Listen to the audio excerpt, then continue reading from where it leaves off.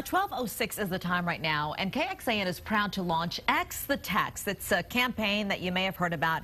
It's to remind you about the dangers of texting and driving. With the thumb band, it's a good reminder. We're passing them out, these thumb bands, throughout Central Texas to help people remember not to text while driving. The issue touches a lot of people. Many of you are already getting involved. We start our team coverage live with Jacqueline and Glace at the McDonald's off MLK near UT. Hi, Jackie. Hi, Chris and Sally. How you doing? Things are going really great out here at the McDonald's here by UT. We've got so many people that are coming out, and it's so great to see that people are behind our initiative and want to put a stop to texting while driving. We saw a huge turnout earlier this morning when we made our first stop at McDonald's off of Breaker Lane. Everyone from small children on up to grandparents were getting thumb bands. Now, a lot of people were even asking if they could get a handful to pass out to coworkers. We even had an ER nurse come by, and she took a bunch for the doctors and even patients at her hospital. Now, all of these people talked to me about how they did text and drive or still do and want to stop.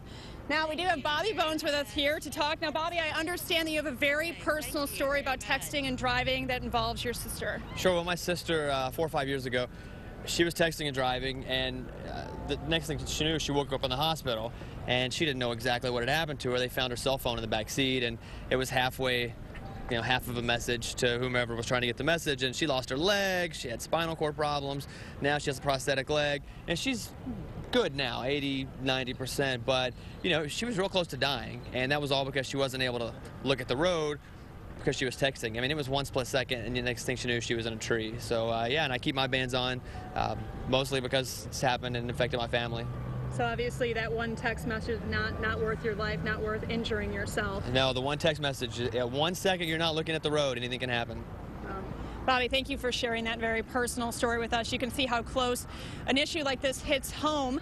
Now, we have reporters out all around Austin passing out these awesome thumb bands to remind people that you don't want to get behind the wheel and text and drive. Our Katinia McHenry is up at the McDonald's off of Ben White Boulevard. Katinia, what exactly are you seeing up there? Do you have a big turnout like we do here?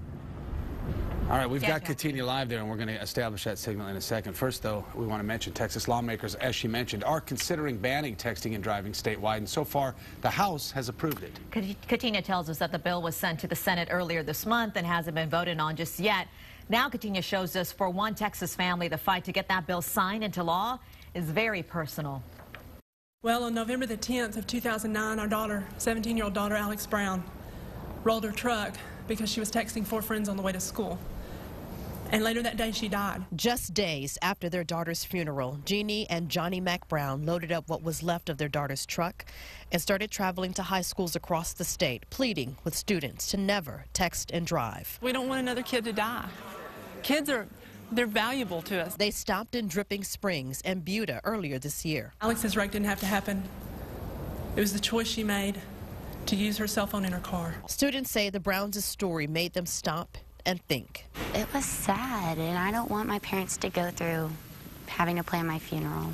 In March, the Browns' lesson was for lawmakers as they pushed them to approve a bill that would ban texting and driving statewide. There's nothing that we can say as a house to bring back their daughter. And though that's true, the Browns say they're determined to honor their daughter, hopefully saving other lives by telling her story. No text message is worth a life.